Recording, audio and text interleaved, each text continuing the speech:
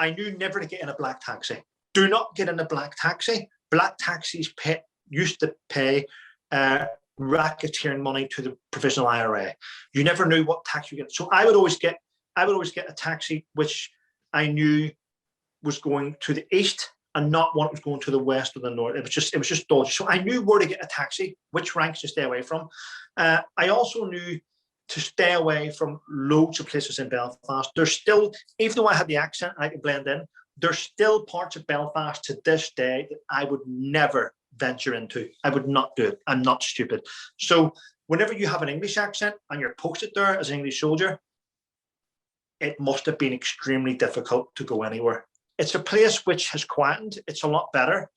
There's none of the shit, but there is a media blackout on it though, because everyone thinks the Good Friday Agreement, it's peaceful in Northern Ireland. It's not. There's still police getting blown up, but it's not in the news. There's still soldiers being attacked. Soldiers are still there. With you being from, because you live in England now, don't you? Yes, I live in Suffolk. But you grew up in Belfast, because that's definitely not a Suffolk accent, is it? No, I did. I grew up in Belfast. Both my parents were in the military. Right. Was it hard growing up in Belfast at the time? Because the Troubles will have been still on then, whether. I was from Dundonald. Well, I'm from Dundonald, which is the outskirts, so it's more northeast than Belfast. But Belfast was only about 6 miles away, and I grew up in a little housing estate called Ballybean, and it was quiet. I mean, I went out at 8 o'clock in the morning to camp out. I only camped out in my front garden so I could steal the lemonade from the other doors and stuff like that. And then I would go in at 9 o'clock at night. No, there was no trouble. There was none of this shit that happens today. Everyone in the housing estate knew everyone. My dad was the only English person in the housing estate.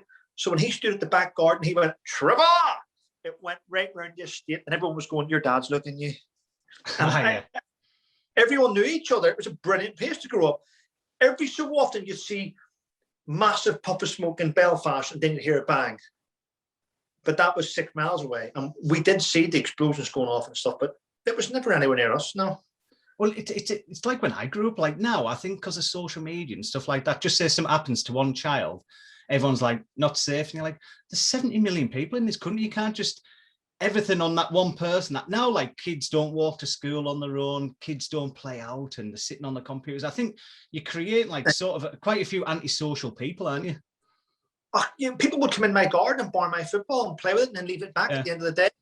And people, if you're playing football and you left your bikes down, your mates would play on your bikes and you'd still bring it back and your skateboards. I think everyone did this, but I very rarely admit it, but we would walk down to the local shopping centre and steal a packet of sweets, come back up and eat sweets, just.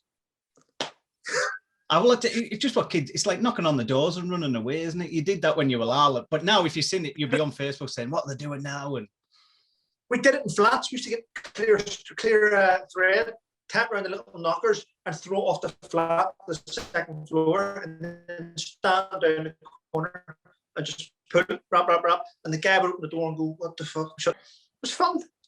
Yeah. I look back now and I think I'm glad I grew up when I grew up then. Then can you imagine being at 13, putting selfies on, just going out on the bikes with my mates, and you'd be like, you feel like a right weirdo. Whereas now I feel like there's pressure on kids to have a social platform, and I wouldn't let if I had kids, I wouldn't let them have a phone until they were 16, 15 or something like that, until they had a bit of a grip on life. I agree. I think the best camera back there was a Polaroid, but I've had to. My son's 10, but I've had to give him a phone, and that's only because me and his mum has separated now, and he can phone us both up. Yeah. But did you ever think when you were younger that you'd go into the army? Would your mum and dad being in the army, was it just? Did you think that's exactly what I'll do, or was it like a late decision? I went to a thing called the YTP, youth training program, and I did carpentry and joinery, and then I did my skills there. Then I went to work for a company called JC Ramsey's, and within 6 weeks of working for them, I was cutting. If you look at the top of a door, it's got the mortise and tenon joint, and it's also got the wedges. Yeah. Go in to keep it tight. Well, I was cutting out the wedges and the bandsaw, and I cut the top of that thumb off. I cut the top of that thumb. You still see the scar. Hold on. Oh, yeah, yeah. So I cut the top. I thought, fuck. So that was me off of that. Then I put a fucking nail through that finger there. And then I thought, 6 weeks, and I went, this is not for me. I am not a joiner. And I didn't tell anyone. I just went down to a recruiting office and did my test and signed up. Was it hard to, well, it's weird with the army. I've said this to other people. Like when I was younger, it was people like yourself who had family in the army. You had like a real mix, because I know a lad that went in who was super intelligent. He was going in at the top. And then you've also got the lads that are like in the job centre like yourself thinking, well, it's either this or... So they haven't really thought it through. They're just like, I'm going to join the army. Why? Because I want a job. They're not like thinking about the dangers. They're just thinking, I can't get a job, want some cash, and they just join. And I always feel sorry for them because they haven't thought it through. Well, back in Belfast, there was either... The journey wasn't for me. I spent about 8 months doing it. It wasn't for me. I just thought, nah. And I knew people in my estate were starting to get in trouble, starting to get involved in different things. And I just thought, nah, it's not for me. And so whenever I was down in Palace Barracks, there was each unit, each recruiting staff sergeant or colour sergeant has bits about their own units, don't they? Oh, yeah. My original plan was to join the Blues and Royals because they look smart as hell in London. They look awesome. I didn't realize, I'm glad I didn't, because the amount of bullshit goes to that now is unbelievable. But when I was in the recruiting office, there was a guy in the Royal Irish Regiment came across. He was the only one not wearing his headdress. He had his hands in his pockets. He was quite chilled out. And I thought everyone else was like jolty. And this guy was like, all right, I went, yeah. You want to join the army then? I was just thinking about it. He says, well, there's loads to choose from. I can't tell you who to join. There's loads to choose from. These guys here in London, they're working quite hard in London. These guys here on operations, they're doing good stuff. I said, what's your unit doing? We're in Cyprus. We are chilling out, doing adventure training, canoeing every day, yachting. And I thought, jet skis. And he had pictures of his unit in Cyprus. And I thought, Cyprus? He just, yeah, just adventure training, chilling out. It's quite hot. We start at 8 in the morning. We finish at lunchtime because it gets too hot. And then the guy's just going to piss. I thought, fuck me. I'll join up there, man. Ah, yeah, yeah. But what he didn't say was, we've been in Cyprus since 1993, and we're coming back in 1995. So by the time you finish training, son, you'll have 6 weeks there. Bastard.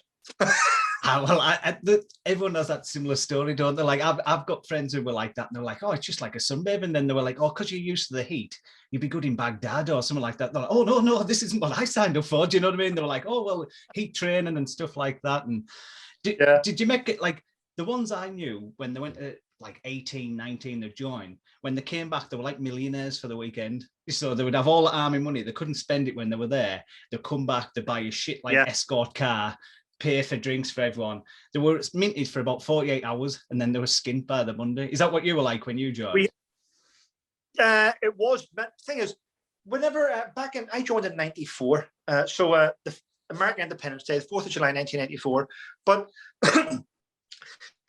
when I got to battalion, I didn't speak to anyone for months because I was a sprog and I knew my place. I wasn't allowed to speak out of turn. There was a time whenever I could speak up, and it was after the lowest person in my platoon had his word, then I was allowed to have a say. And I was like, okay. So, but once I got in, say about a year in battalion, I've never been amongst men like that before, because I would be skint on a Monday and Billy Wells would take me out for a beer Monday night. And then Stevie Moran would take me out to Tuesday night. And then John would take me out on Wednesday night. And so you were out every night of the month. Yeah. And someone else was paying for it. And when it came around to you having money, then you did it for everyone else. So everyone lived out of each other's pockets. And you were never really skint. It was just, you never had money, but you always had. Did you see it as a long-term career when you first joined, or was it one time you think, I'll do it for maybe 4 years? Because I know a few people that, I don't know if it's maybe the Navy, they do it as like an apprenticeship, don't they, if they want to be an engineer or something like that?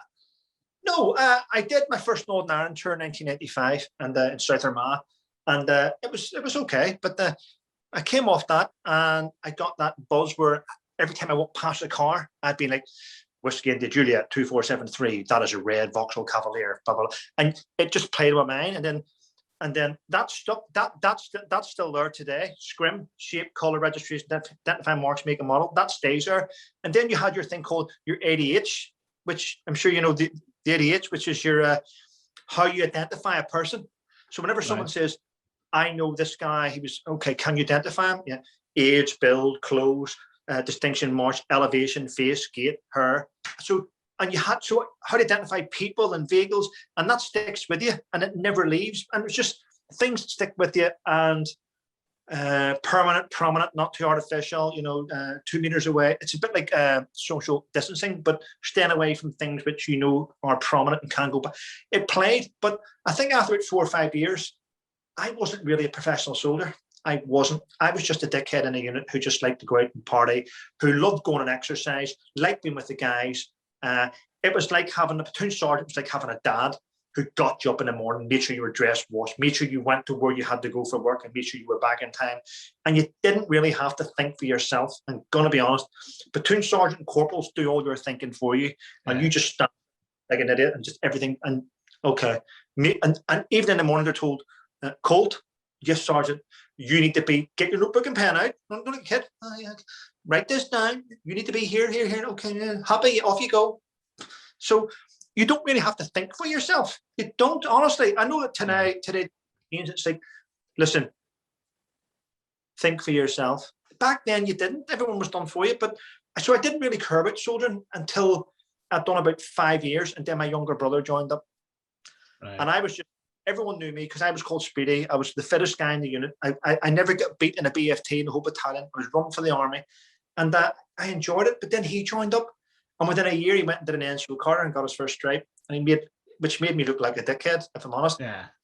So and then he posted to my platoon, and an older soldier who knew me used to say to my brother, "Right, you're in charge of your big brother today. Make sure he gets all that work done." And my younger brother had me picking up shit, and I was like, "This is on. I need to get rank. I need to get rank." So that's when I think round about the year 1998, after another tour, I did my NCO collar, and I got a grip of myself and then started to take it as a professional job. But before that, it was just traveling around to Canada and different places, drinking and having fun.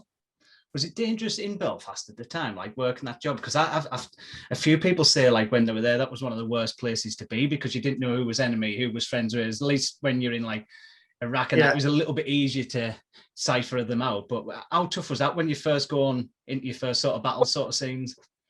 Being from just outside Belfast, I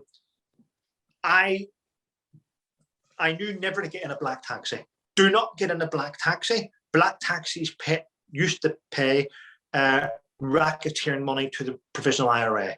You never knew what tax you get. So I would always get a taxi which I knew was going to the east and not one that was going to the west or the north. It was just dodgy. So I knew where to get a taxi, which ranks to stay away from.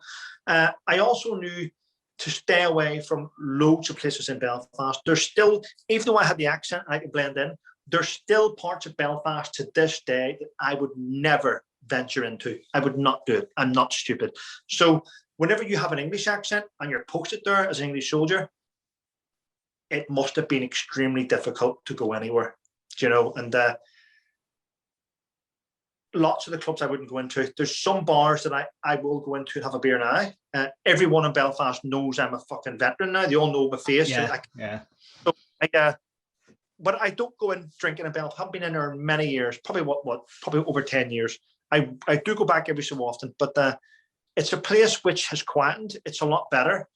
There's none of the shit, but there is a media blackout on it though, because everyone thinks the Good Friday Agreement, it's peaceful in Northern Ireland. It's not. There's still police getting blown up, but it's not in the news. There's still soldiers being attacked. Soldiers are still there. They are still there. They've never left. I follow Belfast Live, and they always say, "Oh, an explosion here." And I'm like you. I thought, who would be putting an explosion apart from if it's the Troubles? Because it's not like Bad Lads, is it? That have got bombs or teenagers or anything like that. They got rid of whenever they decided to have a unison side of Parliament with the MLAs, and it was Catholic and it's not Catholic and Protestant. It was Republican and Loyalists causing the issue. Catholics and Protestants have never caused issues in Northern Ireland. It's always been the extreme side of it, which is the Loyalists and the Republicans, which are both lunatics. And they decided to get rid of the Royal Ulster Constabulary, and they brought in the Northern Ireland Police Service, which is more, so it's not royal and it's not loyalist with Ulster. But every so often, both sides get fed up because you bring in a new formed police force that's meant to be impartial, and they do try to be impartial. But if you've got a a Catholic police officer trying to arrest a Protestant, they then complain discrimination. If you've got a Protestant police officer trying to arrest the Catholic will then say it's discrimination. So the police over there have a tough job. They really do. But the one thing I will say about the police in Northern Ireland, and I think every soldier that's ever worked there will tell you the same, the police force in Northern Ireland would wipe the floor with any police force in the UK, in the rest of the UK. The Metropolitan Police don't even know how to do public order. The police in Northern Ireland have been petrol bombed, blown, shot up for years and years. Their public order skills and the way they go about doing their baselines and moving forward, snap squads and how they move the vehicles, they're some of the best in the world. We had, many years ago, Los Angeles Special Weapons and Tactics team came to Belfast to learn how to do public order from the RUC. Well, it's a weird one because I love Belfast for a night out. Like I'd say before the pandemic, I'd been in Belfast maybe 3 times a year, do events at the waterfront or the Europa and stuff like that. Loved it. But like you said, and me and my missus were just looking, this armoured police cars were going past, and we were like, I wonder why they're still armoured. Do you know what I mean? Obviously not knowing what's going on and stuff like that. And you don't have armoured police like that if there's no chance of nothing happening.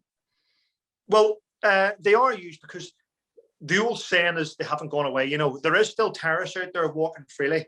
And those, I think they used to be called meat wagons, but there's a lot of those vehicles still around and the doors are armoured.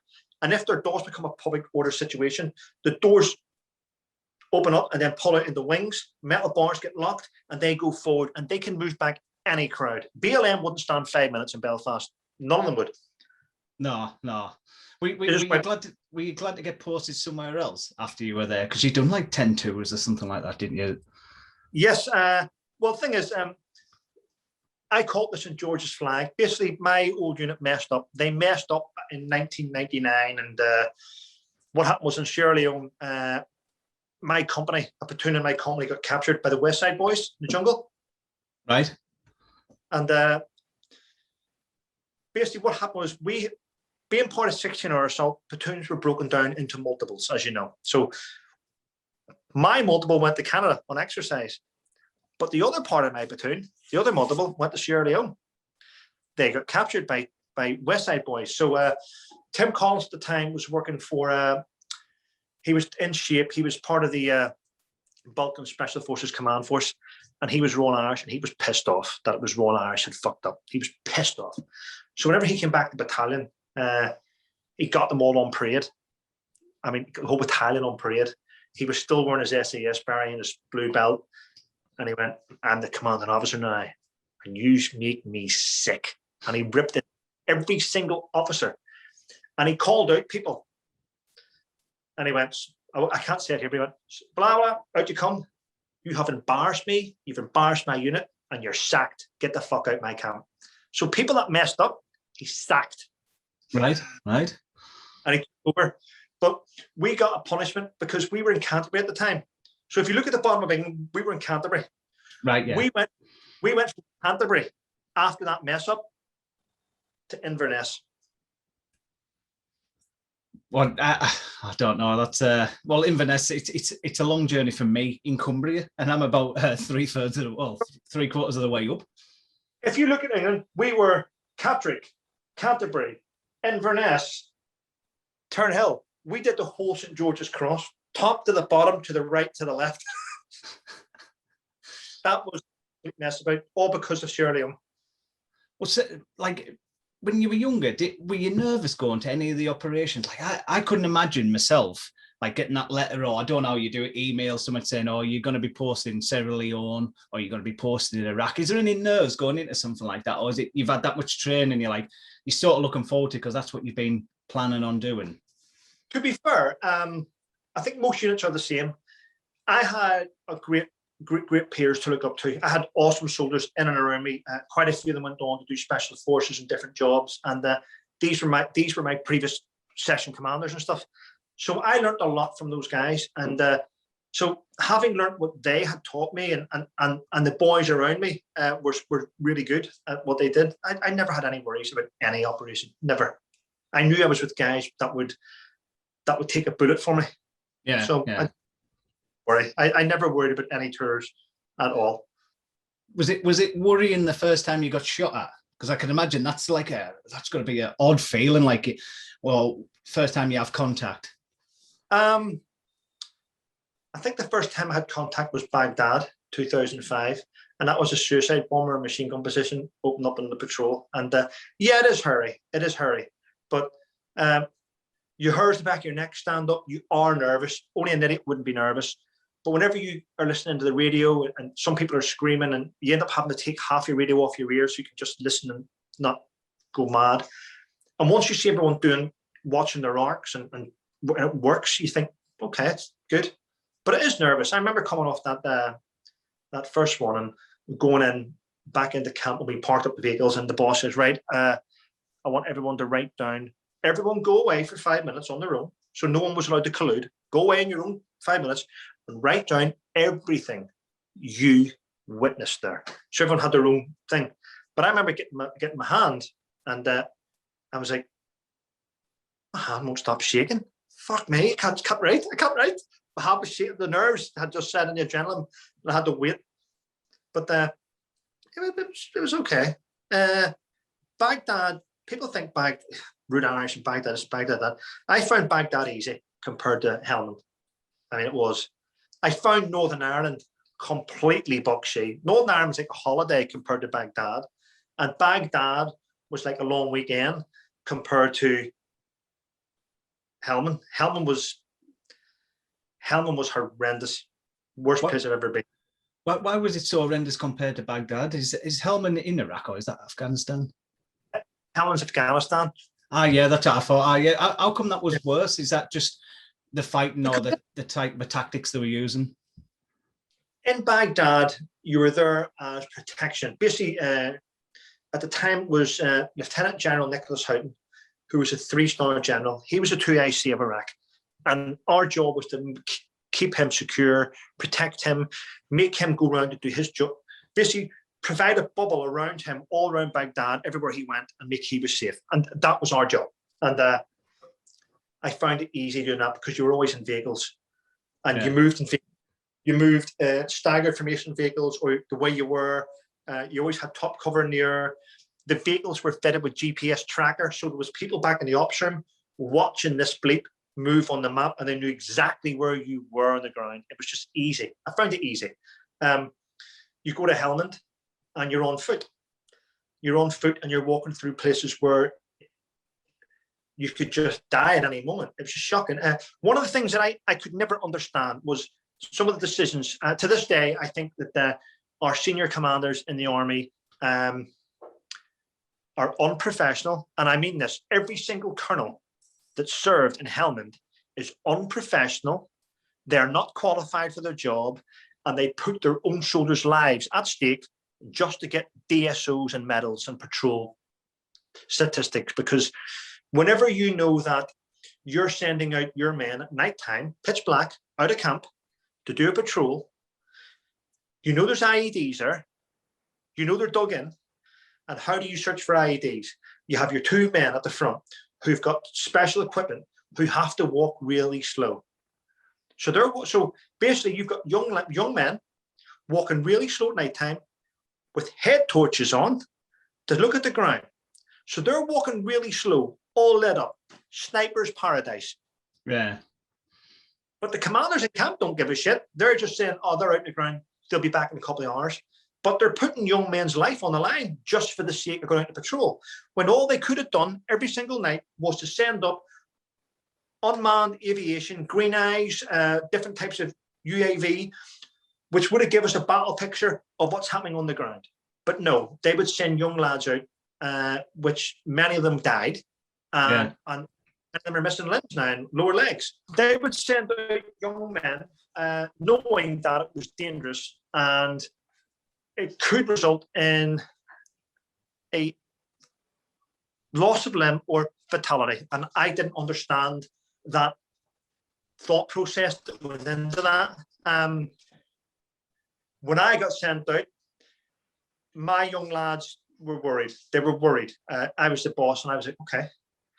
So what I used to do is, and I'm happy to say I used to do it, I used to do my trace on the board, and I'd head out, and I would do a patrol where I was told to go.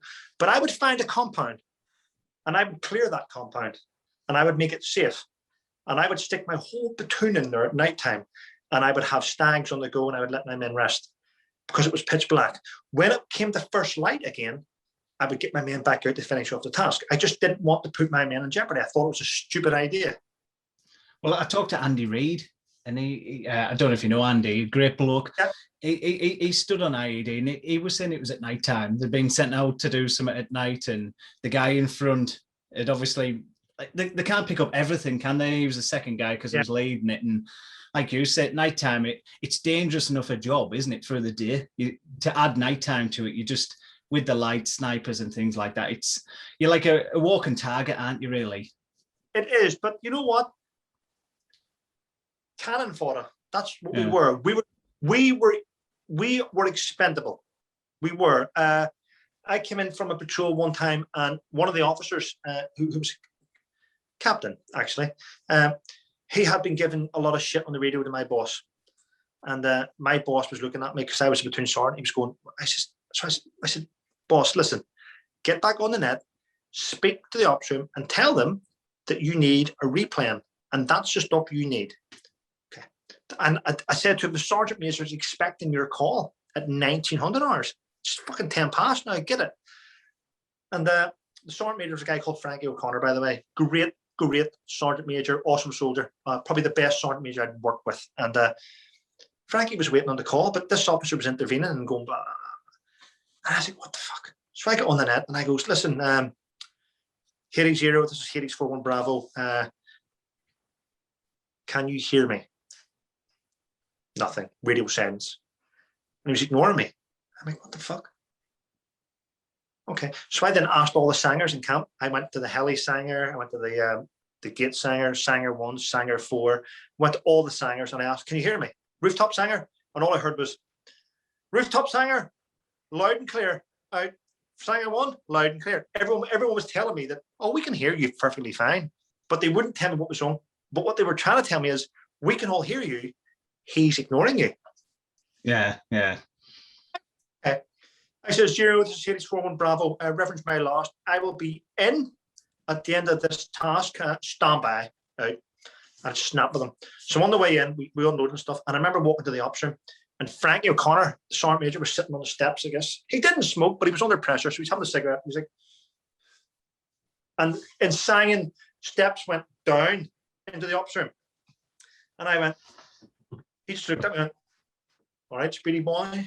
I went, not bad, sir. I said, where is he? He went, and this captain came out smiling at me. And I just went and smashed him right in the face. I went, you're a fucking dick. How dare you speak to my boss again? Who the fuck do you think you are? You've been in the army 2 weeks in Europe. And I ripped into him. And I heard the OC going, Sergeant Major, somebody stop this. And Frankie was like, put a cigarette, came down and went, right, Speedy, get away from him. You can't do that. You're not allowed to hit officers, blah, blah, and get down with it. And it was a big argument. It went all around fucking Sangin that I had smashed this captain. And I didn't regret it. His name was Peter. Right, yeah. Yep. And everyone knew that he deserved it. He was a liability. He used to be a platoon commander. This is this guy. I won't tell you a second name, but I think if you do a research, you'll find it.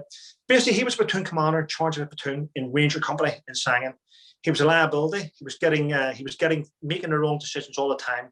He was sacked and told to sit in the ops room for the remainder of the tour to do watchkeeper.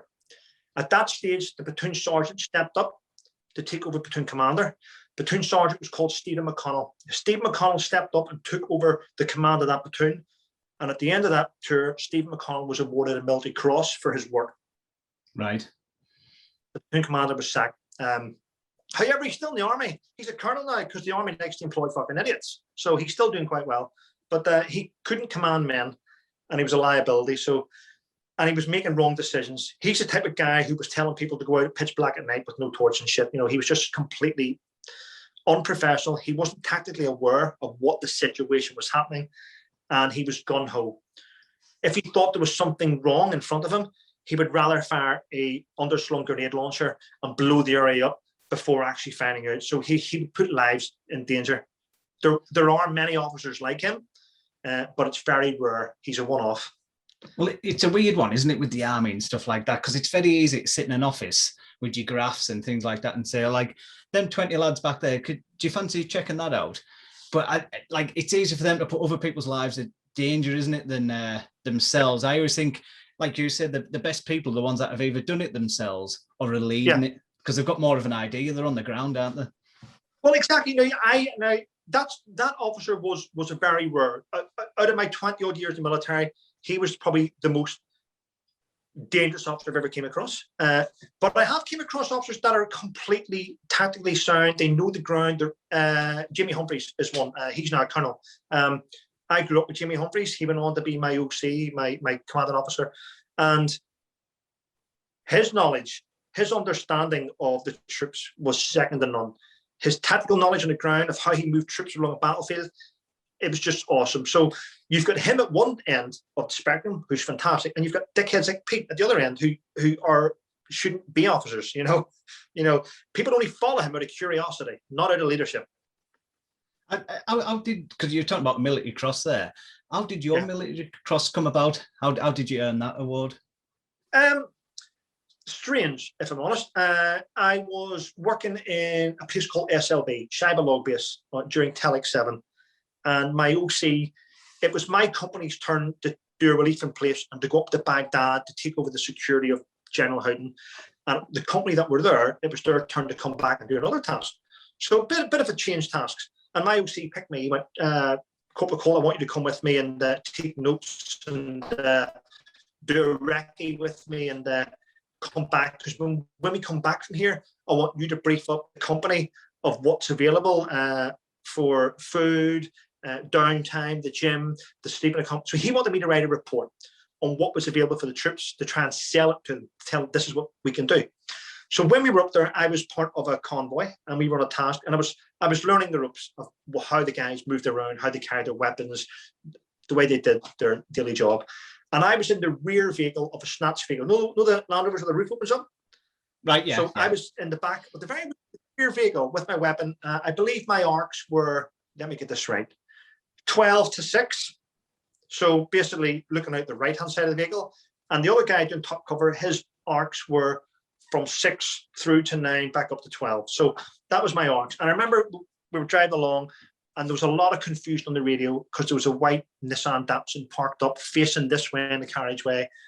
The atmospherics were wrong. There was usually a busy road. Today, the road was empty. There was no. So everyone was sort of wondering what was going on. This vehicle started driving towards us.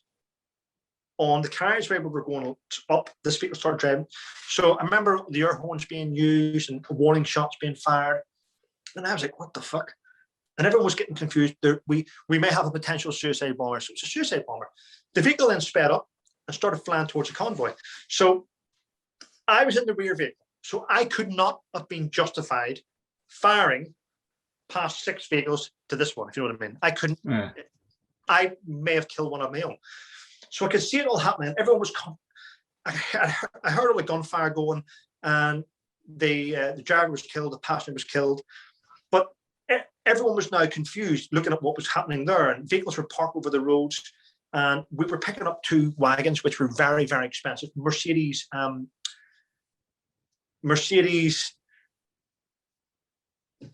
armored vehicles for the general, for a private protection squad team. And as everyone was looking that way, I noticed from the right-hand side, there's a place known as the uncleared flats. Fucking nightmare where terrorists would fire. And I seen guys setting up a gun, like a machine gun position, and they started engaging. So I got on the radio and I shouted down, tried to shout down at my driver, and I got my driver to drive around and park beside another wagon that had stalled. So we would take the incoming to our vehicle to protect the other vehicle. So basically I wanted us to draw on all the fire in order to have all the guys escape out of it. And I remember opening the snatch doors and getting out the back of the vehicle, and I just started putting down accurate fire at the gunners until I neutralised the gunners, and I just neutralised the threat. Really, it wasn't anything special, if I'm honest. It was just it was simple. I couldn't have done what I did unless the top corps would give me suppressive fire. Everyone was working. Everyone was working really hard, and it was just my first proper contact with the enemy. And it was just I found it easy. It was just an easy day out. I was nervous, but I came back. I finished that patrol. Came back, wrote my reports. 2 days later, I flew back down to the rest of the guys, briefed them up what had happened. The RSM guy called Eddie McDonald, big tall guy from Southern Ireland, was like, "All right, Speedy. Well done, fella. Well done, fella. Good job." And thought nothing of it. Thought nothing of that. So finished Baghdad. While I was in Baghdad, I got briefed that I was going to be selected by the commanding officer to form a unique platoon, which was going to go out to Oman in 2 or 3 weeks' time to practice how to call in jets and work with everyone. And then St. Patrick's Day I was in Oman. April, I was in Sangin on another tour with 3 para, and that was horrendous. I lost friends. And here's the weird thing. Baghdad was in the past. I was now in Helmand. And on the 4th of September was a fucking one of the worst days in history I've ever had, where I was sitting getting a set of orders, and I was leaning against a tree, and I had my 2AC. Luke was sitting right beside me here, and Brian McCartney was sitting right beside me here, and a mortar landed behind, and shrapnel went into Luke's head, and he fell over and he died. Brian had shrapnel come through his back, and his abdomen had come out the front, and that was on the 4th. But it was a shocking day. On the 5th of September, I got called on the radio by my OC, and he says, "Right, Corporal Coult, just to let you know that the brigadier's calling you in any minute now. Just wait there." And the brigadier phoned me up, which is unusual. And I was like, "Okay." He says, Corporal Coult, I'd just like to be the first to congratulate you that you've just been announced that you've been awarded a military cross for your work in Baghdad. And I was like, "What?" I was like, my head was filled with trauma at the time, and I just went, "Fuck off," and hung up. I thought it was a wind-up. I hung up on him. And the OC went, "Did you just hang up?" I went, "Yes, some fucker." He says, "That was the brigadier." I went, "Oh, fuck." So he phoned me back, and he went, "No, I understand." He says, "I'm sorry to hear about what's happened with your guys, blah, blah, blah." And I went, but he told me about it. And when I went back to sit with my own guys, they went, "What was that?" And I went, "The OC just wanted to know how you're all getting on." I couldn't tell anyone because I felt guilty about this. Yeah. And I had to hide it for a long time, actually. But the worst thing about that was when I came back from that tour, it was a horrendous tour. When I came back from that tour, Luke's mum had found out that I had been awarded a medal. She thought she thought I got it for my work in Helmand for Afghanistan. I didn't. It was for Baghdad. And then rumors started to fly around, which is why I went on to this day. To this day, I actually despise my old unit for the way I was treated and the way what went on. I'm in court next month with them after a 5-year legal battle with my solicitors and barristers. I'm in court next month, so that's going to be. I think journalists, as we're speaking, I'm having journalists at the top of my screen here, messages come in from different people, from Sean Raymond and all about this and this. But basically what happened was one of the young men in my platoon, who I still don't know who,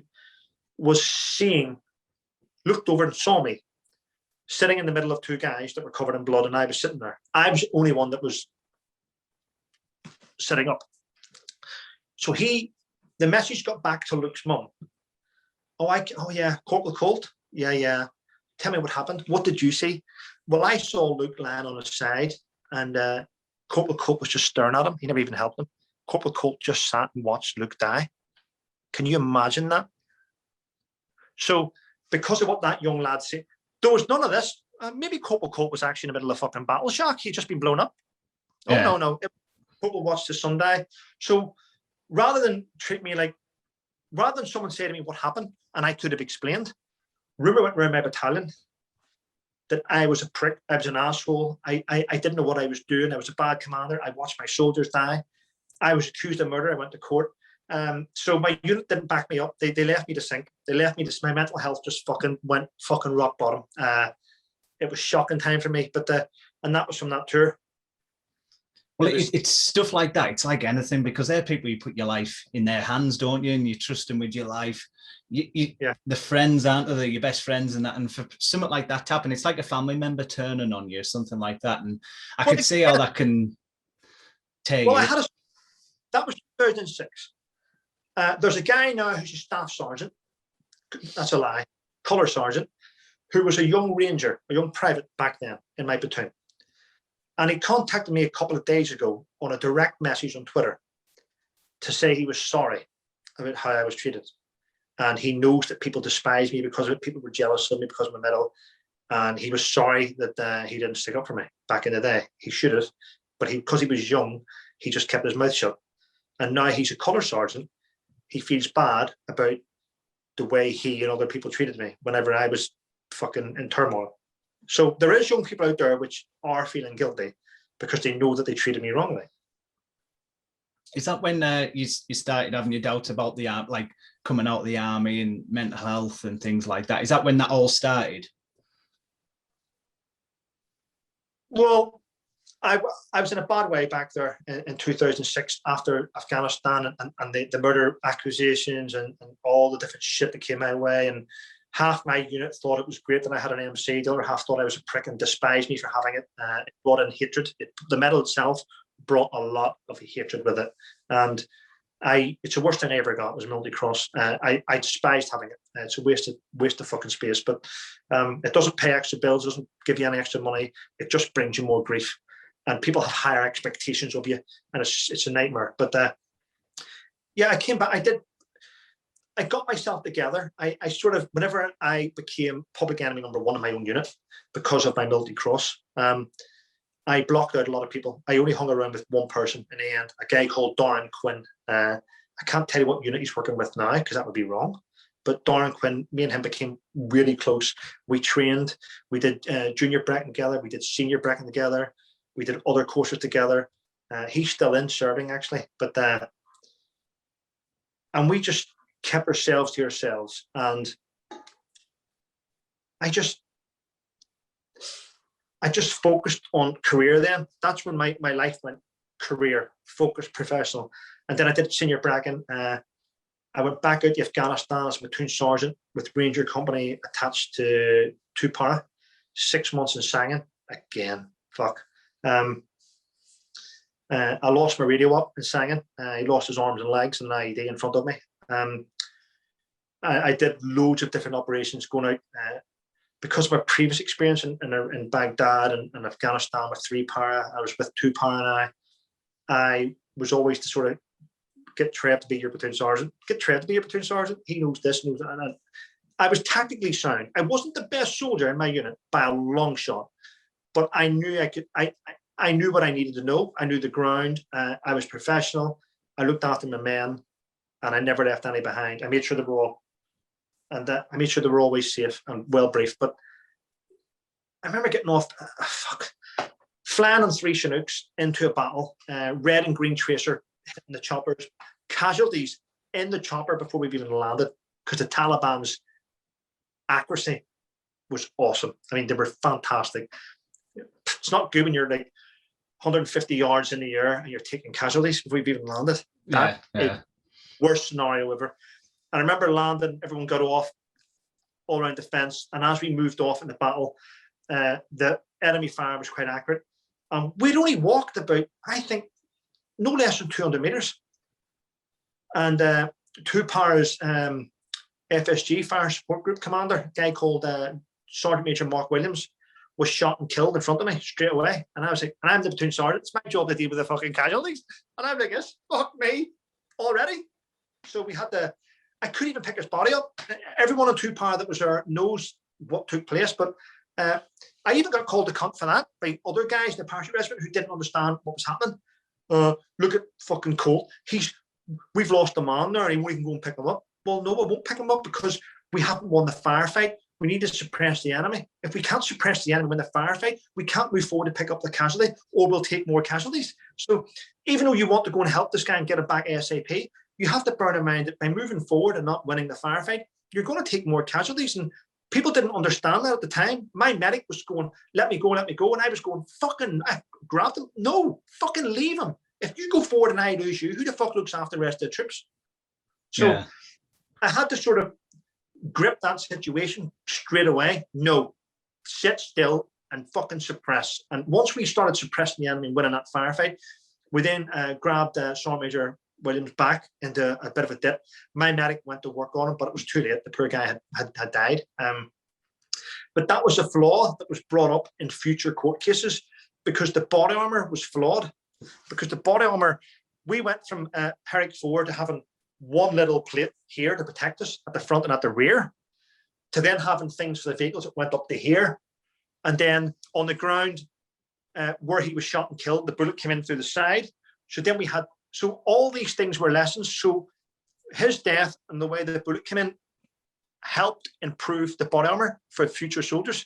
So, but it's a sad lesson to learn, but people have to die because of it. But the guy was a great soldier, well respected, could have easily been commissioned and went on to do really awesome stuff. Unfortunate was he was a soldier. He went out there, he did his job, and unfortunately he didn't come back. But I remember getting a stretcher together and getting guys to help me and having to fucking run through an impact area which under fire with a guy who's died, to go back out round to find the sergeant major, to hand the body across to the sergeant major, and then to get back into the battle. That battle lasted 16 hours. Oh, it was just nightmare. Is that the worst situation you've been in the army? If you had to look back, do you think that's just the worst thing? Like when you look back at all the situations, because you've been in quite a few, is that the one you look back and? Battle-wise, yes, that was the worst battle I've ever been involved in. 16 hours. It had its down. It had funny moments as well. It had funny moments. I remember moved along the high ground. We were being engaged, and Joe the Bastard, he was called. Two Powers commanding officer, a guy called Joe Sullivan, known as Joe the Bastard, had my platoon on the high ground, moving along on the high ground, using us as cannon fodder. Because what he was doing, he kept the Powers in the low ground. So the Taliban were engaging us, and every time the Taliban were engaging us, Two Power were identifying the strike marks and engaging them. So he wouldn't let us come off there and get into cover. He left us there all day to be shot at. It was a fucking nightmare. But I can remember walking behind a wall, and my MFC, mortar fire controller, a guy called Wayne Downey, known as Bubbles, great soldier, come up to me and he goes, "Right, Speedy, I've got mortars here on call. Where do you want them?" And I'm like, right, there's a massive wall. And I went, right, Bubbles, behind this wall, it's about 500 meters in the distance. I want you to drop bombs there. You can't miss it. He says, "Can you show me?" And I went, okay, it has to be quick. So we went to the edge of the wall, and I went, no, I'm going to go behind the wall. I'm just going to put my arm out. Just look at the end of my finger. You'll see it. And he just went, okay. So I went behind the wall. I went, there. Do you know what happened straight away? RPG. He jumped behind the wall. He went, "You're a fucking cunt." I says, "Listen, it's dangerous there. That's where I want you to drop the bombs." And then he went, "I'm not fucking listening to you ever again." And then I came across a group of ANA soldiers they had their mentors with them. And I knew some of the mentors. I knew a guy called Tony Mason, who at the time was a colour sergeant, but he was an acting sergeant major. And this was a ferocious battle. You couldn't put your head up. You're being shot at. And I remember I went to the edge of this wall, and I noticed a bit of a dip, rocks, and then Tony's face. And I went, "All right, Tony." He went, "Who's that? Who's that?" I said, "Speedy." He went, "All right, Speedy, you ball bag, you. What are you up to?" I said, "Just having the coffee here." He says, "Come on over." No. It was that terrible. He went, "Come on over for a brew." And I went, "No, you come to me." He went, "No, I'm a high ranking you. You come to me." I says, "I'm in charge over here. You come to me." And I went, "Tony, let's face it. one of us is going to get shot if we try and run. He went, okay then.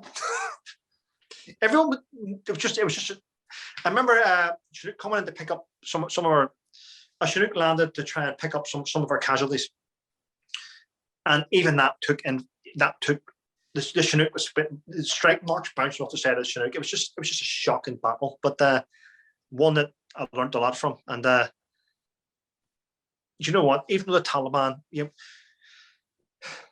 we will never get it right. You can't expect to carry. For instance, I'm carrying my kit, my radio, my batteries. I'm carrying spare batteries for the radio up. I'm carrying 51 bombs. I'm carrying 51 aluminum. I'm carrying 51 HE, 51 smoke. I've got 3,000 GPMG link on me. I've got 27 magazines filled and spare loose. I've got my rations. I've got fucking 6 liters of water. I've got spare socks. I've got all my other bits and pieces. I've got my first aid kit, everything. And I'm trying to chase a Taliban guy wearing a pair of flip-flops with an AK and a magazine. You can't do it. You carry too much shit to be able to carry out the job professionally. It's unbelievable. And you've got your bottom and all that kit on. Jesus. So whenever you're out there and you see men running around the battlefield, they are at the fittest and the peakest they've ever been in their career. And whenever they take off all that kit, they're just skin and bones. I came back from Afghanistan, I think I weighed just under 8 stone. Okay. And that's because in that heat, carrying all that kit, doesn't matter how much fluids you drink, right? You're losing it. Every time you take off your top, your t-shirt is soaked through, your pants are soaked through, your boots are soaked, your socks are soaked, and you need a shower after every patrol. And if you're out twice a day doing patrols, that's 2 showers a day. You're losing loads of weight, and you become ineffective because your dehydration comes with migraines and hallucinations and all types of shit. Plus, you're taking your medication every day, which you have to take further. And the rivers that we used to get washed in were steeped in Vitago and dead bodies and all types of shit, dead animals. So I'm surprised you made it through those tours. Do you think we get it right in that country, in the Middle East? Like, from an outsider looking in, I just feel like we've been there since God knows how many years and things like that. In your opinion, what would be the best thing to do now? Because I've seen Trump reckons, as people in America, that it's big money, isn't it? Having a war is big money for a lot of companies. They don't ever want to come out. War is money. Whenever there's a war, it opens up budgets in your government which are previously closed. You can then indent for stuff. You can then use billions of pounds on stuff which you wouldn't able to be used. And Afghanistan, truthfully, was a waste of life. We never achieved a single thing. And the whole time we were there, believe it or not, as we sit and talk now, we still have troops in Afghanistan. We still have troops in Northern Ireland. We still have troops in Kosovo. We still have every single battle we've ever been in. We still have troops there. We tell the public that there's not, but there is. The Afghan National Army will never be a professional army because they are rag and bone and they have no integrity. They will go who pays the most. Yeah. You're basically trying to turn a boat of pirates into sailors. It's not going to happen. It's not going to. I know this because I went from doing frontline soldiering working to the rear, where I worked in the intelligence exploitation force, and my job in 2012 was to fly out at night time and pick up high-value targets of Al-Qaeda and Taliban and bring them back for interrogation. And I spent 6 months with the Taliban commanders, different objectives, objective mimic, objective slipstream. These are all code words, by the way, for different high-value targets. And I would transfer the odd one to Bagram and hand them over to the Americans and do the blindfold shit. And I know for a fact that out of the 10 years we were there and out of the thousands of Taliban that we arrested, there was not a single ever conviction of anyone that we arrested in an Afghan court. Everyone came through our facility and then was released at the far end. And I know that, that's fact. I did Newsnight a few years ago with a great political guy called Mark Urban. And we spoke about that. I went off to an undisclosed location with Mark and we discussed lots of things. Mark had everything checked and verified. I didn't just make it up. We were letting people go that were killing British soldiers because we we couldn't be seen to invest over £1 billion in a camp and then finish the war in 8 months. Yeah. Every Taliban bomb maker was being released and sent back out to the battlefield. It was shocking. Like, for instance, whenever you have the Green Troops and you've got UK Special Forces, and we have different types of biometrics things that we use. Believe it or not, they're called hide and seek. So 2 systems, one called hide, one called seek. And what you do is you carry them around. You have to train people up and use them. I got trained up in mine at a place called Chicksands, which is an intelligence place in the UK. And whenever you get them to hold them, it's like a set of binoculars. So you get the guy to hold them. Whenever he holds them, it's doing a fingerprint scan already. When he looks through it, it's doing an iris scan. So he's actually biometrically enrolling himself and not knowing it. Have a look through that. Fingerprint scan, iris scan, and then we do a mouse swab. If he is a player, level 1 to level 4, whatever it is, I think there's 6 levels. If he comes up in that, it means that he is wanted for terrorist activity, or he's a smuggler, he's a bomb maker, or he's a commander, and it would let us know straight away. But many times, troops are on the ground going, "What? We arrested him last week. How come he's here?" Yeah. Corruption rules Afghan courts, and the British government turns a blind eye to it by saying we are cooperating with the Afghanistan authorities. No, we're not. What we're trying to do is get them to morally do things correctly, but you're asking a country built on corruption to be good. It's not going to happen. That's the bit I look at, and I think, would it not be easier? But obviously, because people are making money, just to pull everyone out.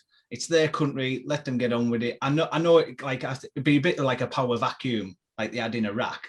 But like from an outsider looking in, obviously I'm an idiot, so I don't have a clue. But that's what seems like we should be doing. And that's the one thing I liked about Trump. He just seemed to be like anti-war. I think he's the first president in the last, 40 years or something that hasn't started a war while he's being a president. And I just think like pulling people out, because soldiers on the ground, they must think, "Oh, I just don't want to be here." Well, if I'm honest, soldiers love going to war.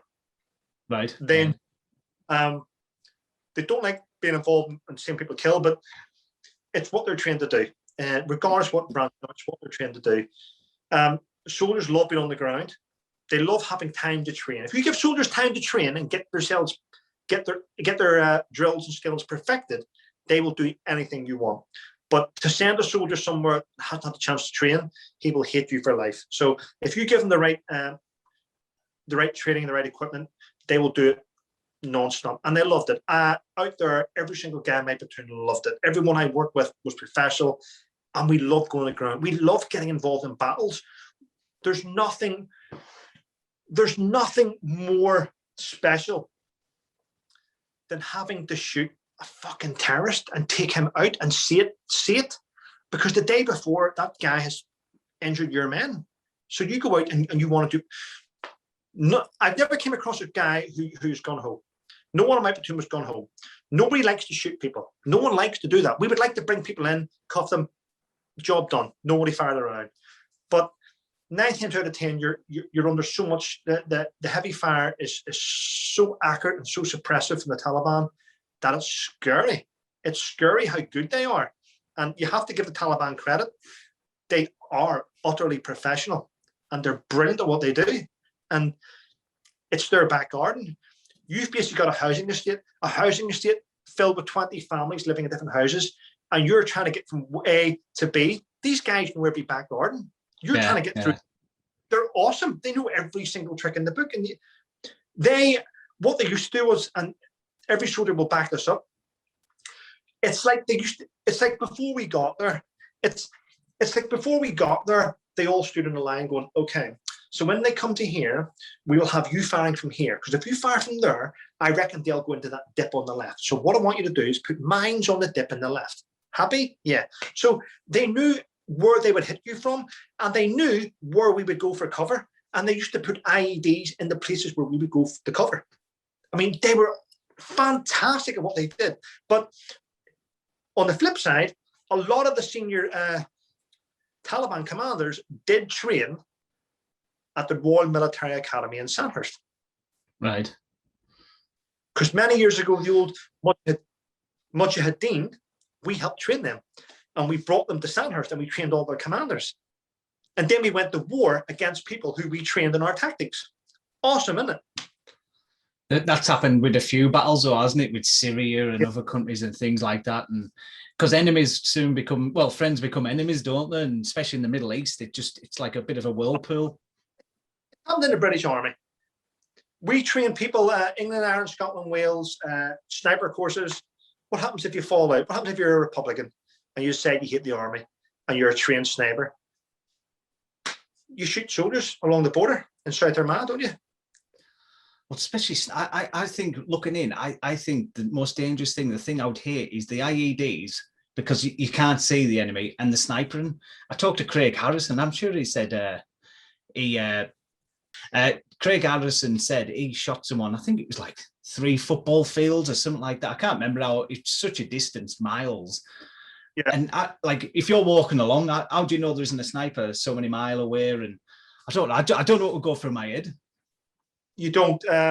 It's all to do with patrol tactics, though, and use of ground and use of cover, which all soldiers are trained in that. And it's to see and not to be seen and all that stuff. But a sniper will always put himself somewhere where he knows he can have.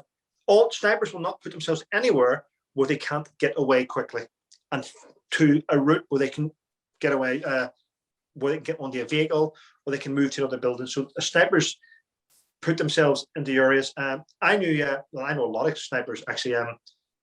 I'm going to mention, this is quite funny. I know a sniper called Vic McFarlane. He's now a civilian. He lives in Northern Ireland. He was a sniper. And there's different types of positions you can lie with your weapon. He was in the lie back. Craig will know this. He was in the lie back position, looking through his sights. And as he was about to fire, he slipped, shot himself in the foot.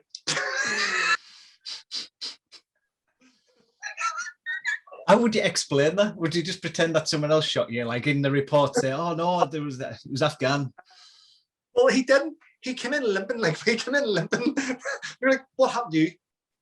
"Shut the fuck up! Don't ask." I'm like, "What happened to you?" And it just got around the camp. He was embarrassed. He went, "Fucking shot myself." Then. Do you ever watch like films on them army films, like Hollywood movies? Because you've been there, do you ever just watch and think that wouldn't happen? That doesn't happen. That's not realistic, especially when they're meant to be real stories.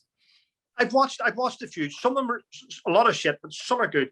I think one of the best ones realistic was Black Hawk Down. And Matthew Morrison was in Black Hawk Down, and he's in Hollywood. And I speak to him most nights on WhatsApp, a video message. And he's just moved to Texas. And he's living near Robert O'Neill, who's the US Navy SEAL who killed Osama bin Laden. And Robert as well. So I've got a good little connection where we speak to each other and stuff. But there's a new movie coming out, actually, which a couple of guys have, I can't mention their names. I might have mentioned them a minute ago, but a couple of guys are working together to put together one of the most realistic war movies you'll ever seen. And that's coming out. They're working on it now. As I said, my friend Matthew's just moved to Texas, and there's quite a few guys there. And they connect with veterans all over the world, and they try and get the best understanding of what it's like in battle. But have you ever watched, is it 13 Hours? 13 Hours? I don't think I have. I've seen the clip of it. I've seen the end of it. I'll tell you now, it's about what happened in Benghazi, basically, and ex-US Navy SEALs guys that were there trying to protect the ambassador to Benghazi and in Libya, and what happened there. That is realistic. One or two of the guys that survived wrote out their diaries and then walked through the footage and looked at the areas, and it's one of the most realistic ones that you'll see. It's shocking what a bullet can do when it impacts you. Is shocking. If it goes straight through, it'll leave a small hole and a massive hole in the back, it blows it out. If it's a bullet which is ricocheted and it's a turning bullet as it goes to the air, it can rip off your arm, you know. So it depends. These bullets can do different things. And if you were, it's a war crime. It's a war crime to foul down or to tamper with ammunition. It's a war crime.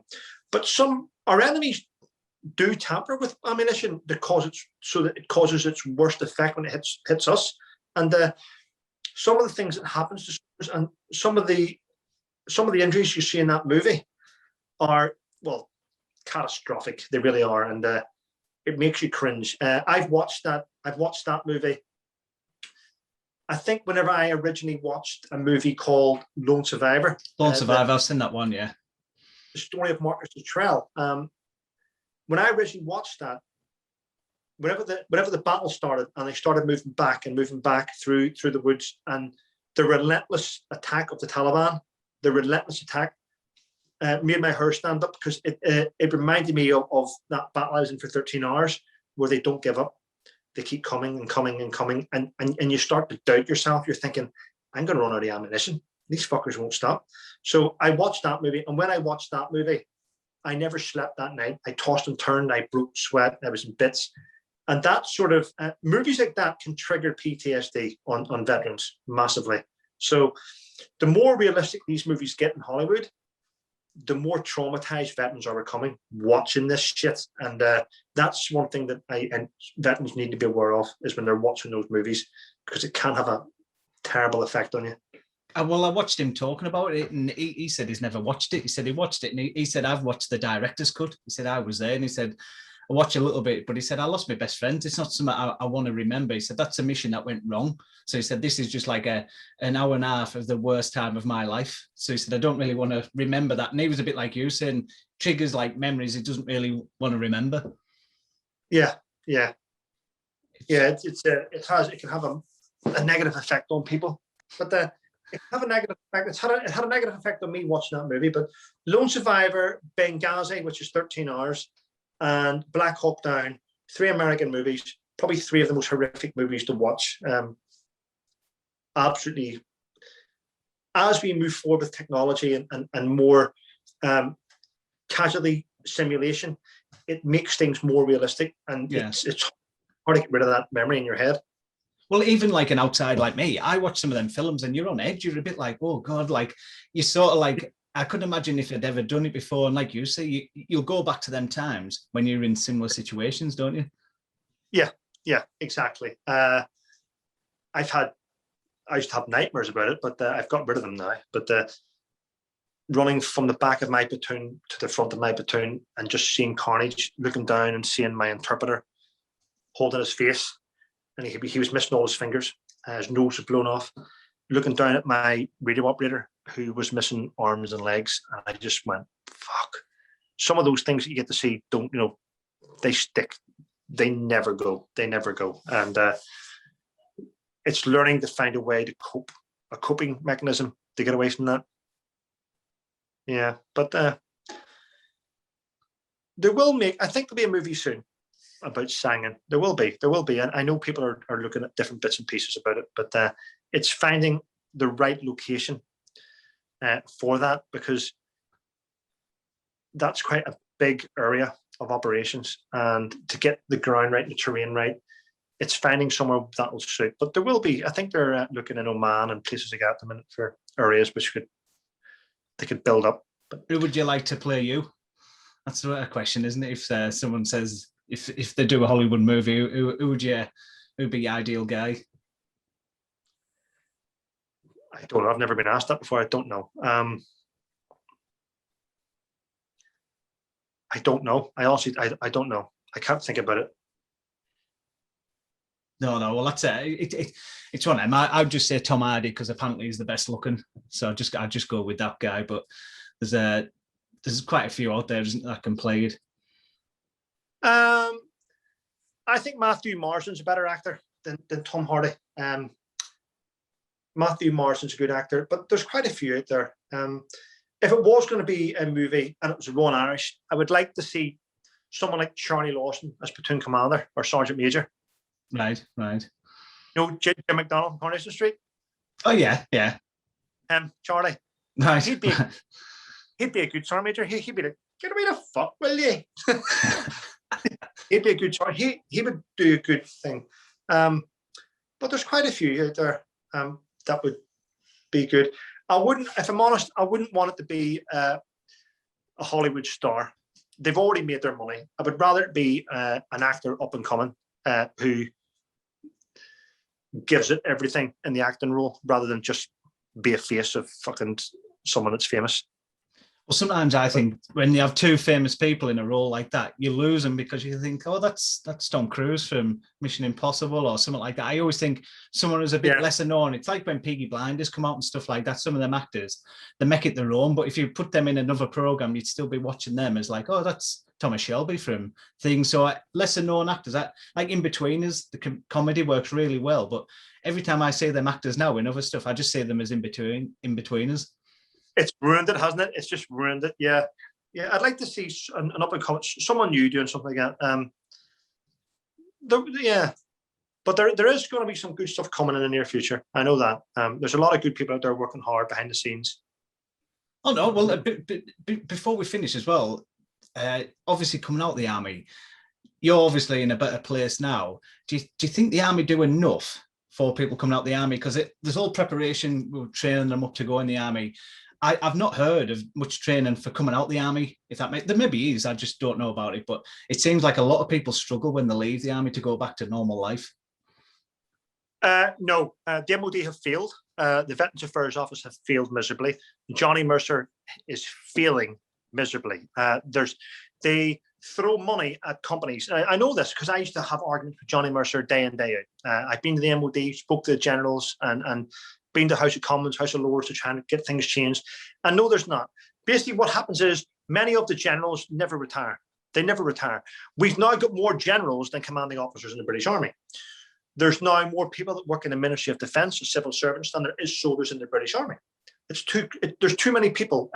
There's not enough troops. Now, they don't do enough. And the reason why is because a lot of these officers that are shit, they're shit officers, end up working for charities. Colonels which would commanded a unit for the first time, messed it up, retire. They're now CEOs of charities, and that's it. Now, what they'll do is they will find a way with other officers and they will start working towards the Army Covenant. And they give each other contracts worth millions of pounds. A lot of people making a lot of money on the misery of veterans. Veterans aren't getting the help that they need. For instance, during this pandemic, we've had 200 veterans committed suicide, or should I say taking their lives. Nothing in it. It's just a couple of words, veteran taking their life. It's forgot about because it's now become the norm. It shouldn't be the norm. There's nothing in place to mitigate suicide or to mitigate self-harm. Many a time I have argued with the MOD about why have you put together a Veterans Affairs Office, but you're asking all these companies to sign up to the Military Covenant, but you yourself won't employ veterans to help veterans. So they're not doing it. They don't lead by example.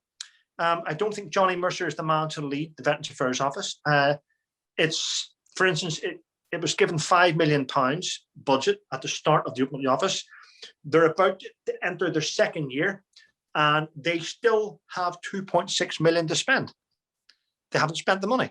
What they should have done with that money is use it as wages and employed ex-corporals, ex-sergeants to help veterans who will go around. And you need a couple of, I believe, a couple of ex-soldiers, veterans who understand the charity sector, who are given a paid role to make the charities liaise with each other and to help mitigate homeless veterans in certain villages and towns. This all could have been solved, but they haven't done it. They've just sat there and they've blamed the pandemic. Now, they're telling us to stay at home and work from home. So why can't they stay at home and work from home and do Zoom calls? Do Zoom calls to the CEO of charities. And this, I've done Zoom calls already to the Northern Ireland Veterans Commissioner, which is a new role, a guy called Danny Kinnan is taking that role. I did a Zoom call with him and other people in Northern Ireland, and I called him out on things that I thought he needed to improve on. And his team took notes and they went, we're doing this, we're working with this charity. And we discussed it on an open forum. And Danny Kinnan listens to veterans in Northern Ireland. He listens to them. He's out pumping the streets and improving the lives. Johnny Mercer hasn't done that yet. And so whenever I had a row with Johnny Mercer in 2019, he then tweeted me and he went, okay, Will, if you think you can do better, come down to my office and bring a team. And I went, okay. So I reached out to a multimillionaire who employs veterans. I reached out to the War Widows Association CEO. I reached out to Veterans United Against Suicide CEO. I reached out to Wellness CEO. So I reached out to different company directors and I said to them, can you all meet me in London on this date in the Union Jack Club? We'll discuss it. Be there for 9:30. We'll discuss our plan, who's going to speak first, who's going to get the floor, and then we'll walk over to the Ministry of Defence and we'll have a meeting with the Veterans Affairs Minister. And they were like, okay. So I had people fly in from different countries. I had them all there. I took them to the MOD. I said, right, guys, good luck, off you go. And they went, where are you going? I went, my job's done. This isn't about me. This is about you guys having your time here with the Veterans Affairs Office, with the ministers, and you are all the subject matter experts. You tell him how to fix it. Johnny Mercer got pissed off. He went, he gave each person about 7 minutes. That was it. That's all it was worth, 7 minutes, each person. So that was the fix. That was about War Widows Association, about how to give the widows the pensions they're due after their spouses have been killed. That was about fixing mental health. That was about putting in wellness. So whenever soldiers are leaving the army, prior to leaving the army, they go through a wellness checkup where they find out where they're going to live, their homes, they get the proper care, mental health. So all things we had put together, and Johnny Mercer wouldn't listen. So whenever you're saying, do you think they're doing enough? They could have fixed it by now, and they haven't bothered. This year, I have already received 3 surveys, one from King's College. Mr. Coult, could you fill us in? We are now looking to put together, we want to know what you think can fix it. And I'm like, whoa, stop. 5 million veterans in the UK. We've been filling surveys in and census in and this in and reports and campaigning and petitions for fucking years. We've told you the answers 1,000 times, and yet you've just given King's College another 5 million to do the same research, to get the same answers as 2018, 2016, 2014. So it's falling on deaf ears. We are wasting money when we should be fixing people's lives. So no, I think the MOD have failed, and they will continue to fail until they employ veterans to help veterans. It's a weird one because everyone wants to help out veterans, don't they? It doesn't mean, even people who haven't been in the army, people who don't have relatives in the army, everyone appreciates what they did. Do you know what I mean, for the country and things like that? And I think that's a talking point, because people will always give money to charities and things like that. And like you said, some of these charities, you give a £10 to a charity, £8 goes to the CEO who runs it, £1 goes to the guy underneath him, and then £1 goes to where it should be going. And it's just, there's that many charities, it's hard to find which ones are doing the best jobs. And the worst military charity in the UK is the Royal British Legion. I've mentioned it dozens of times. I've spoke to dozens of journalists about it. I spoke to the CEO, Royal British Legion. I've had rows with them. I don't understand it. This is a charity which has £500 million of public donations tied up in different areas: overseas operations, infrastructure, reserve funds, have all tied up. They have 20 of their employees get paid over £100,000 a year. You're talking about a charity which staff wages alone comes to over £50 million a year. Now, can you imagine that they have to sell 50 million poppies every year just to meet their staff wages? And you're telling me that their priority is veterans. Now, here's what people don't realize, right? See, when you look at the Royal British Legion and you look at their merchandise, tops, t-shirts, wristbands, hats, hoodies, that stuff is not there to help veterans. The Royal British Legion merchandise alone is just for staff wages. People don't think that. People think when they buy a RBL top, they're helping veterans. They're not. They're paying the wages of the fucking staff. And most charities are like that, by the way. Most Oh no, charities like there's a lot of CEOs and things like that at charities. I didn't know that until a couple of years ago. And you're like, God, they're going to have to raise 20 million just to pay, like you say, the staff. And they'll be like, oh, we raised 21 million. You're like, there's only a million going to charity. I know that this is true, and if I was saying this and it was wrong, I would have been in court years ago. They would have taken me for liable. They would have charged me and made an example out of me. But they can't do it because they know that I do my research. Now, the weird thing I find is people will go and walk around the UK and they'll raise £200,000. Let's say for the Royal British Legion. There'll be a veteran that raises that. That veteran, 6 months later, will need help from the Royal British Legion, and they'll fuck him off. Now, as well as that, SAFA are a great charity. SAFA will say, we see you need help. Yeah, we're now going to help you find a house. Okay, we'll pay your first month's rent, down payment. Okay, that's 600, that's nearly 100 quid. We're going to pay for you. We're going to buy you a wash machine, a bed for your son, a bed for your daughter. We're going to buy you a fridge. We're going to buy you a cooker, an ironing board, and a TV. That's what SAFA will spend about £5,000 on you. They will sort you out. They will not leave until you are comfortable and you're in a good place.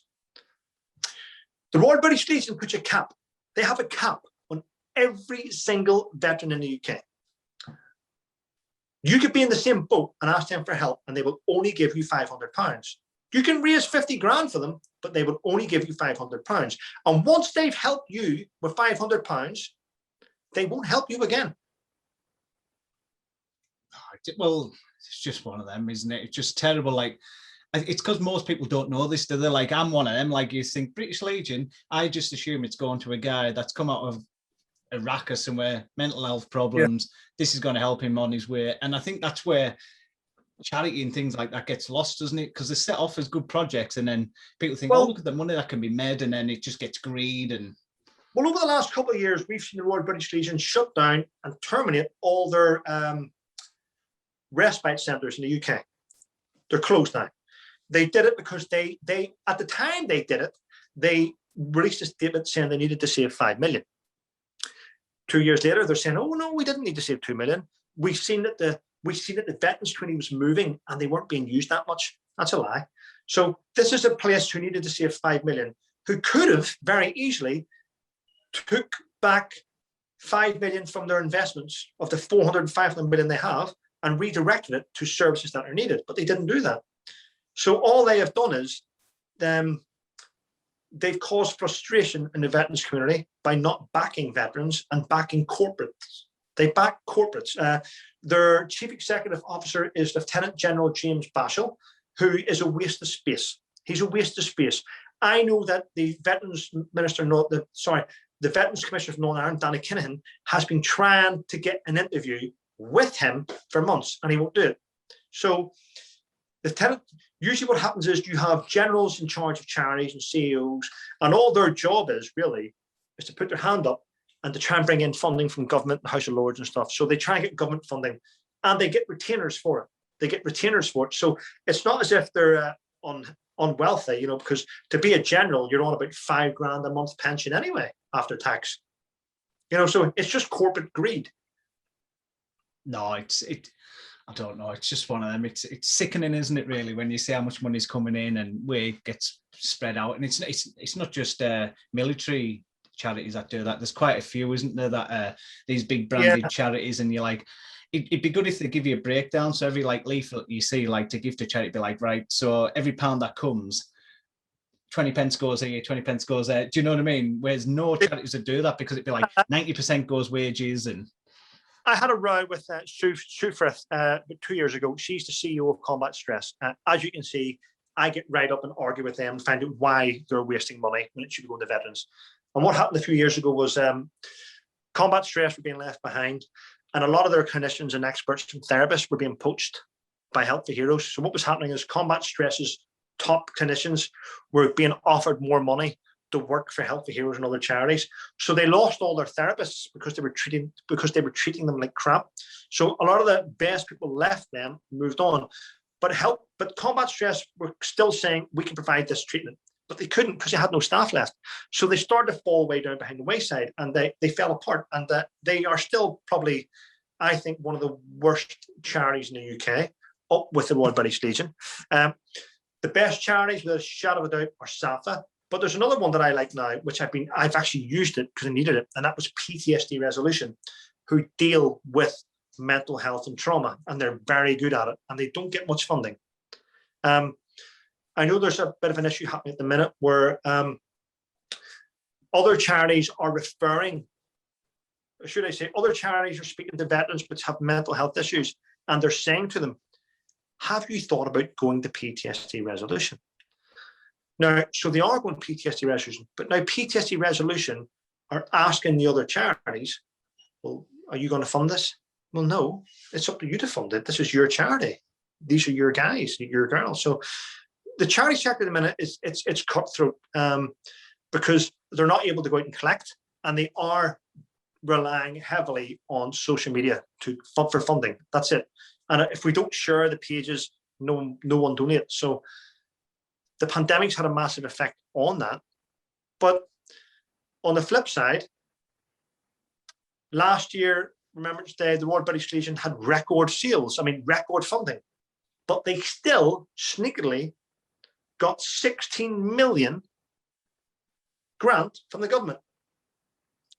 A charity with £500 million still asked the government for a grant, and I find that insulting to other charities. Oh, honestly, I wouldn't even know what to say about like that. You're the best guy that seems to be making waves and trying to get things different. I get silenced a lot. For instance, I'm in court next month after a 5-year battle against the MOD about different failures. And one of the things I'll be showing, well, that my barrister has is printouts of what Johnny Mercer called me on social media, the Veterans Minister, who said, Trevor Coult shouldn't be given a platform. He's mentally unstable. That's the Veterans Minister. That's how the Veterans Minister speaks to people. Would you advise it, just say a young person come to you now, 16, 17, would you advise them to go in the army? Is it something you would say like, oh yeah, you can make a good career, or would you say join, but do this? If I'm honest, I think the Army cadets in the UK are a fantastic opportunity for kids. It gets them off the street. It gives them purpose. Yeah. They learn. They have skills. So Army cadets are fantastic. I think I do promote them. Joining the military, it is a good career. But I told my son this, I do not advise anyone joining the military until the military can actually start to fix their veterans. We shouldn't be putting men and women in harm's way, and then when they come back, tossing them in the gutter. So until we can fix veterans, no one should join. We are about to get rid of 10,000 soldiers. We are about to become the smallest we've ever been since 1817. And at a time when we are saying we're going to invest billions in information technology and satellite and digital warfare, why? Digital warfare doesn't help out the NHS. It doesn't help out riots. It doesn't help out fire strikes. It doesn't help out the bin men.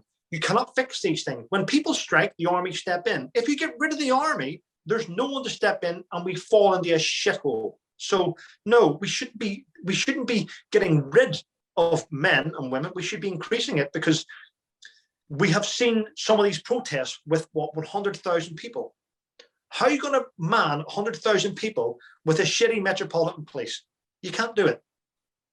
No. Well, the Army stepped up even for the vaccine program, didn't they? Army's been helping out with that and testing.